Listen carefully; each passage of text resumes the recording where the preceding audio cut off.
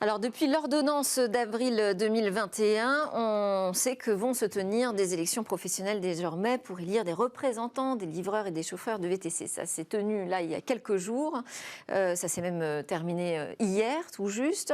On va en parler avec l'autorité des relations sociales des plateformes d'emploi, l'ARPE, qui a chapeauté ces élections. Mais on va aussi réfléchir à la manière dont la loi travail résiste tant bien que mal face à ces modèles économiques des plateformes numériques qui ont recours principalement à des micro-entrepreneurs. On en parle donc avec Emmanuelle Barbara, qui est avocate associée d'Auguste Debouzy, spécialiste en droit du travail et membre du comité directeur de l'Institut Montaigne. Et à vos côtés, Olivier Babot, président fondateur de l'Institut Sapiens, think tank indépendant, non partisan, qui réfléchit aux évolutions liées à la révolution numérique. Et nous avons avec nous, je vous l'ai annoncé, en visio, Joël Blondel, qui est directeur général de l'autorité des relations sociales des plateformes d'emploi. Bonjour Joël Blondel. Bonjour. Alors, l'ARPE a été créée le 21 avril 2021, donc c'est vraiment lié à l'ordonnance que j'ai citée en introduction. C'est un établissement public chargé donc de réguler ce dialogue social entre les plateformes de mise en relation et les travailleurs qui leur sont liés par un contrat commercial. Je voulais déjà savoir comment vous vous étiez organisé pendant toute cette année de préparation de la première élection professionnelle pour les travailleurs de plateforme. Écoutez, c'est un travail de fond qui a débuté à la toute fin de l'année 2021, en réalité. Donc l'ARPE est vraiment de création très récente. Et très vite, nous nous sommes mis en situation d'organiser ces élections, dont le gouvernement souhaitait qu'elles se déroulent dans le premier semestre de l'année 2022. C'est désormais chose faite. Et nous avons encore des travaux importants à conduire sur la représentativité des organisations de plateformes. Ce sera dans le courant des mois de juin et juillet prochain. Et à partir de la rentrée, en septembre, le dialogue social pourra démarrer avec les représentants et des organisations de travailleurs et des organisations de plateformes. Et l'ARPE est organisée pour accompagner ce dialogue social, pour venir en appui des négociateurs aussi souvent qu'il sera nécessaire, qu'ils le demanderont, et avec un certain nombre de dispositifs qui sont là précisément pour faciliter ce dialogue social et faciliter évidemment son aboutissement, qu'est la signature d'accords collectifs de travail. Alors, bon, vous l'avez expliqué, on est vraiment au tout début là, de l'histoire et de ce processus. On parle de quoi? 120 000 travailleurs mobilisés. Quelle a été la mobilisation d'ailleurs autour de ces premières élections professionnelles? Et quelles sont les principales attentes? Alors en effet, on parle d'à peu près 120 000 personnes. Hein, nous avons constitué deux listes électorales, l'une pour les livreurs qui était 84 000 à pouvoir voter, et pour les VTC donc, qui étaient de l'ordre de 40 000. La participation est faible. Elle est faible, mais nous n'attendions pas une participation très élevée.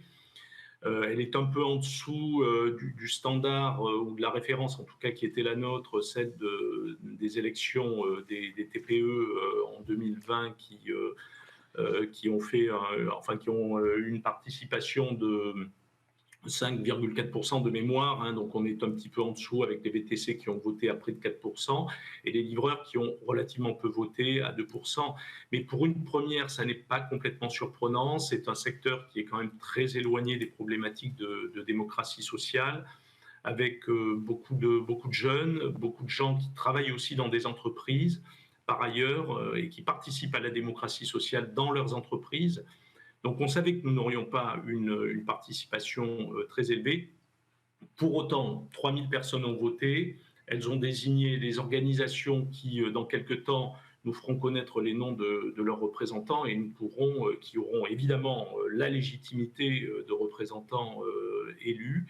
Et nous pourrons donc avec eux lancer les travaux du dialogue social à la rentrée. Alors, sur la question des principaux sujets, oui. Il y a, je crois, en tout premier lieu, celui des revenus, qui sont une revendication très forte, vous le savez, des livreurs et des VTC. Il y a la question des conditions de travail d'une manière générale, et puis des sujets qui sont d'ailleurs sous-jacents à plusieurs de ces thématiques, celle des algorithmes, de leur transparence, de leur contenu également sur lesquels il faudra travailler indéniablement. Et puis, bon, il y a des sujets également relatifs au rythme de travail, par exemple, ou au parcours professionnel. C'est assez large et il faut après que les partenaires élaborent un agenda social et se mettent autour de la table très rapidement à la rentrée. Merci beaucoup Joël Blondel, donc directeur de l'ARPE.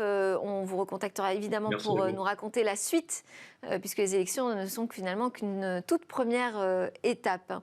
Je voulais déjà vous entendre sur ce taux de participation très faible finalement à ces premières élections professionnelles. Manuel Barbara. Oui, effectivement, les taux de participation sont anecdotiques à la vérité. Et la question, en effet, est de savoir si on peut les interpréter véritablement ou pas. Bon, disons que c'est un début, en effet, et je ne sais pas si on peut faire toutefois la corrélation entre le fait qu'ils s'en fichent. Enfin, je veux dire c'est ce que j'allais dire. Est-ce qu'on peut que dans le fond, ça marque un désintérêt. C'est pas sûr, il n'y a pas d'attente, parce qu'on comprend. Ouais. C'est quand même assez nouveau, même si c'est totalement copié-collé du monde du salariat en termes du recours au droit conventionnel. Mais ça leur dit pas grand-chose à l'évidence. Il faut aussi penser à ce qui se passe dans les élections professionnelles normales, si je puis dire, dans l'univers salarié. Il n'y a pas non plus une participation, bon, certes plus substantielle quand même, mais pas à ce point. Donc voilà, à ce stade, on pourrait dire que finalement, ça ne les intéresse pas tant que ça. Ce qu'on pourrait aussi souligner, c'est que dans le fond, on a affaire quand même à un corps social, si je puis dire, extrêmement individualiste en quelque sorte, enfin qui est assez éloigné de cette approche collective dont il faut se souvenir que c'est la caractéristique de l'univers salarié. Donc à voir, à suivre, mais c'est une voie originale et une voie française originale. Groupe, en fait, de gens qui ne se vivent pas comme un groupe. Isolé, tout à fait. Oui, il n'y a absolument rien d'étonnant, finalement, quand on regarde le taux de syndicalisation au niveau de la France. Je crois qu'on est à peu près à 8%, moins pour le privé et plus pour le public, mais en moyenne, je crois qu'on n'est pas très loin. Malheureusement, ça fait très très longtemps qu'on sait que la France souffre d'un problème de représentation syndicale du coup, cette faiblesse de ces corps intermédiaires. D'ailleurs, au moment de la revalorisation des salaires dont on parle dans toute l'économie, ça fait partie des problèmes. Je crois qu'il n'y a pas à s'en étonner. On peut le déplorer, mais de toute façon, ce qu'il fallait, c'est faire quelque chose méthodologiquement pour avoir une représentation. On aurait pu souhaiter qu'elle soit beaucoup plus représentative, mais bon, ça va permettre d'avoir quelqu'un qui va être élu et qui va pouvoir poser ses problèmes, parce que depuis le début, alors la politique, c'est jamais le choix, ce serait trop facile entre le blanc et le noir, hein. C'est le choix entre plusieurs nuances de gris. Et en fait, on est pris depuis le début dans ce problème fondamental. On a une requalification en salariat, comme ça a été fait en Espagne, très problématique, parce qu'en fait, elle tue le business. Hein. C'est juste que c'est trop cher pour les plateformes.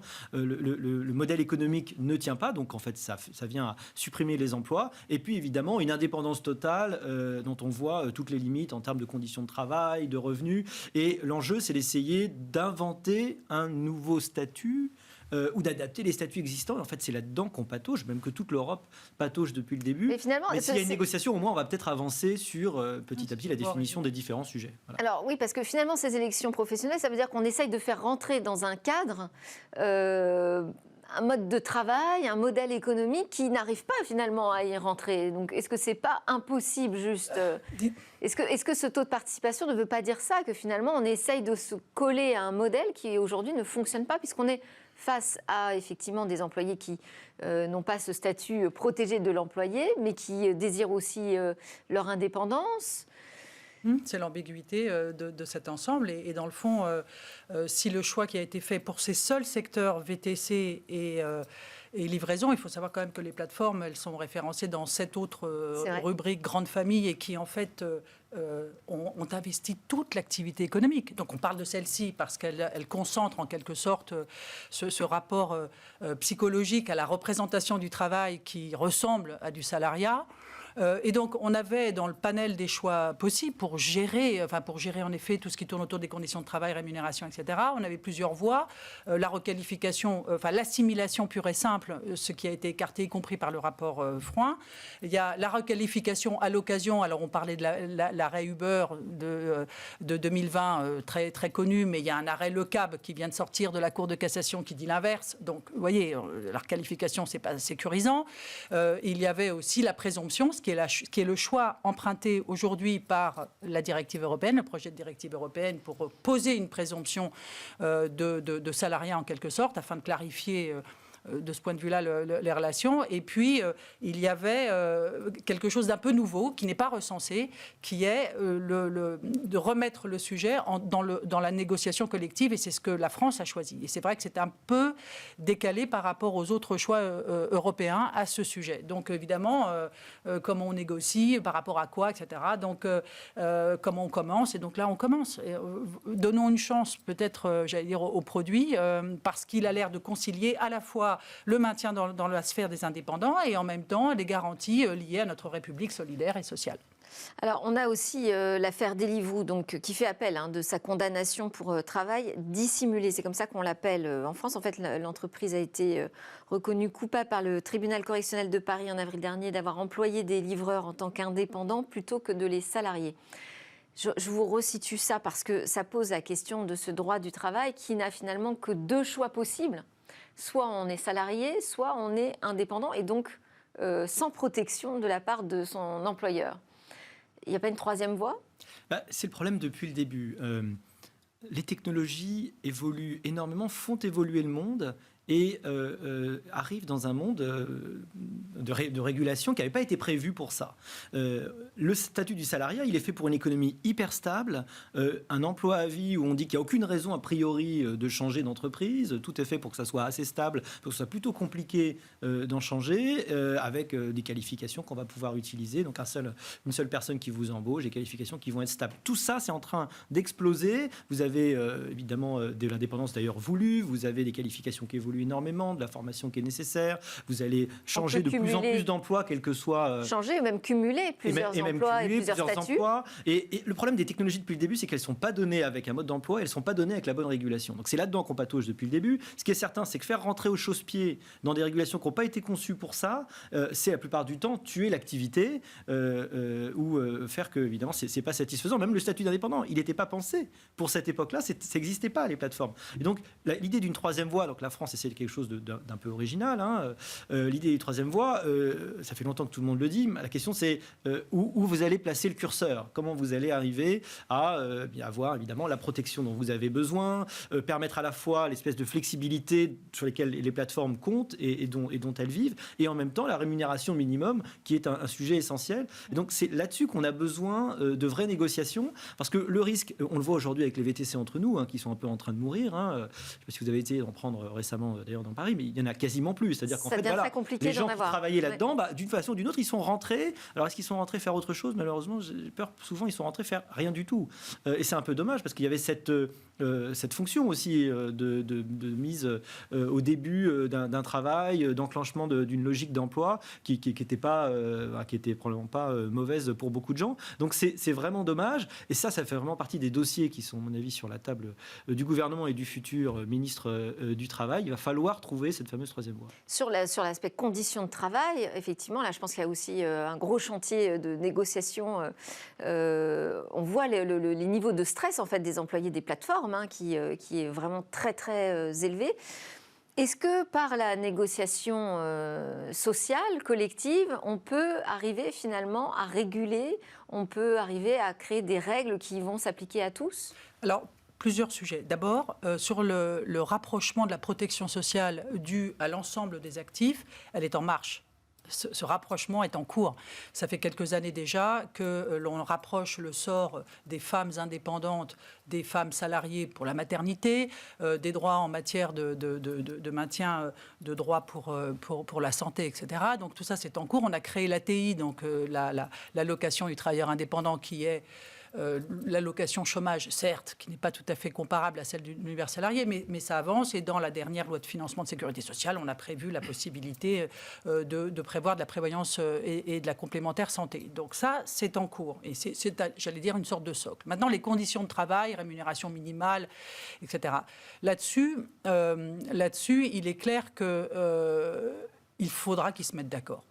En fait, je veux dire, ce que je veux dire, c'est que la négociation, elle est telle qu'elle se présente. Et à la vérité, il y a une ordonnance déjà du 6 avril 2022 qui pose les sujets de négociation. Donc, la feuille de route, elle est déjà très claire. Hein.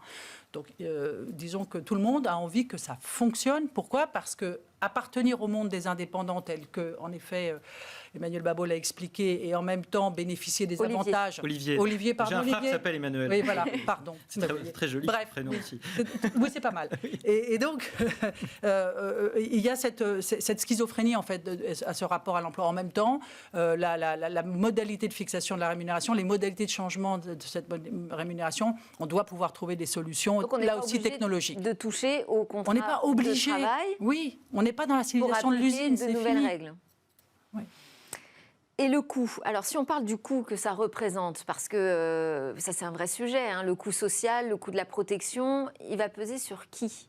Il doit peser sur qui ? Alors, c'est effectivement une très très bonne question, parce que là, on parle du modèle économique. Bon. Ouais. Pourquoi ces plateformes ont pu se développer extrêmement rapidement, là où les livreurs, ça existait déjà, les chauffeurs, ça existait déjà, il y avait des voitures de place, c'était juste extrêmement cher. Voilà. Vous pouviez vous faire livrer, vous pouviez avoir un cuisinier chez vous, ça a toujours été possible, c'était juste très cher. Ce qu'ont fait les plateformes, c'est qu'elles ont abaissé le seuil d'accès en jouant évidemment sur le grand avantage des plateformes, c'est le coût marginal zéro de l'utilisateur en plus, et de la personne en plus. Et puis évidemment cette flexibilité extraordinaire qui fait qu'on va pouvoir faire se rencontrer une offre et une demande, et puis on va prendre une marge au passage. Et donc en réalité, on s'est habitué à des marges, à des prix très faibles. D'ailleurs au départ, quand les VTC sont développés, le coût pour l'instant est reporté sur l'entrepreneur lui-même, puisque c'est à lui d'assurer sa propre protection sociale et donc derrière à la collectivité. Alors, mais la plateforme, elle ne paye pas pour ça. Si vous avez un coût si bas de livraison, c'est parce que le livreur il travaille beaucoup, qu'il n'a pas une très très grosse marge, qu'il y a une part importante qui part à la plateforme, et donc évidemment c'est un conflit traditionnel de répartition de la valeur ajoutée qui se joue, et puis aussi de niveau des prix pour le consommateur. Voilà. Et peut-être qu'une porte de sortie à terme, je crois, c'est que les prix vont augmenter. Payer plus cher. Il faut payer plus cher. Alors, vous n'aurez pas le même public. D'ailleurs, de façon générale, pour moi, c'est malheureusement le futur de l'économie. C'est-à-dire qu'on va vers la fin d'une forme de démocratisation énorme depuis la fin des 30 Glorieuses. En fait, c'était l'histoire de la démocratisation de la consommation. Et en fait, on va dans le processus inverse pour des raisons écologiques en grande partie. Ça va être plus compliqué, ça va être moins accessible. Et donc, ce genre de prestation va être plus restreinte, probablement plus cher. Si vous augmentez le prix, vous résolvez tous les problèmes. Est-ce que ça veut pour autant les gens sont mieux payés, les plateformes peuvent se payer, on a de la protection sociale. Mais est-ce qu'on est sûr de ça ? Est-ce qu'on est sûr que ça voudra forcément dire que les plateformes vont s'acquitter de charges sociales, typiquement ? Non, oui, ça c'est pas les plateformes qui payent les charges sociales dans le modèle. Voilà. C'est pour ça. C'est pas parce qu'on va augmenter le prix que forcément, mathématiquement, les plateformes vont s'acquitter de ce coût. En tout cas, elles pourront acquitter la protection qui deviendra obligatoire. Et donc, ça sera la seule façon pour eux donc, il faudrait la rendre obligatoire. Si vous la rendez obligatoire, ça fait une augmentation des prix. Et après, c'est ce qu'on appelle l'élasticité prix-quantité. C'est-à-dire ça dépend de la réaction des clients. Est-ce que, face à une augmentation des tarifs de VTC, est-ce qu'ils vont, massivement se reporter sur les taxis qui seraient peut-être un peu moins chers du coup ou alors, est-ce qu'au contraire, ils vont continuer à avoir une demande, mais à ce moment-là, il faut qu'il y ait la qualité et que l'offre, évidemment, soit... Parce qu'on voit les taxis traditionnels qui reprennent des couleurs, finalement. Oui, pour des raisons aussi de protectionnisme rampant. Dans Paris, par exemple, finalement, on a réussi, c'est l'histoire depuis le début, à protéger cette clientèle très particulière pour les élus que sont les taxis, parce que les taxis ont beaucoup de capacité à se faire entendre. Donc, en fait, ils ont protégé leur forme de monopole. C'est pas toujours en faveur des consommateurs. Donc, je rappelle, taxi, parce qu'on parle toujours des VTC, mais les taxis, lorsqu'ils se présentent de temps en temps devant le juge, il y a des requalifications. Donc c'est intéressant de voir que cette espèce d'obnubilation du statut qui s'applique au VTC, ma foi, si on regarde de près certaines plateformes de taxi, j'ai tendance à penser que ça ressemble vaguement à la fois. Oui, parce qu'on a aussi des artisans, des indépendants. Oui, et puis qui de temps en temps, lorsqu'ils se chamaillent, finissent par dire, mais en fait, je suis salarié. Et le juge, il se trouve qu'il dit, bah oui, en fait. Donc, vous voyez, c'est intéressant de voir la relativité de notre regard. Donc, ceci ne retire rien à cela. Je dis simplement que, voilà. Ce qui était compliqué jusqu'ici, c'est que chacun se battait individuellement, finalement, et que là, avec ces élections professionnelles, on a espoir qu'il y ait une bataille plus collective. Merci beaucoup à tous les trois, puisque je vois que notre invité par Skype est resté connecté avec nous et a pu suivre le débat. Merci Emmanuel Barbara, avocate associée d'Auguste Debouzy, spécialiste en droit du travail, et Olivier Babot, président fondateur de l'Institut Sapiens. Juste après la pause, on se retrouve, on continue de parler du numérique. Le numérique, c'est politique. On va parler des nouveaux défis du gouvernement d'Elisabeth Borne.